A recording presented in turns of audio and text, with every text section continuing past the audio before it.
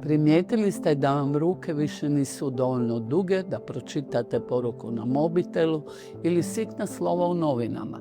To je znak presbiopije, prirodnog procesa starenja oka. Nakon 40. godine života leća gubi elastičnost i oko više ne može mijenjati fokus na blizinu. Mnogi ljudi počinju nositi više pari naočala što postaje naporno i nepraktično.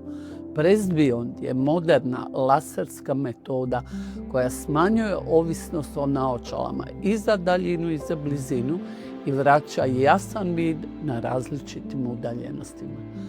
Pregled nam omogućuje da zahvat prilagodimo vašim očima i time povećamo sigurnost, preciznost i uspješnost zahvata.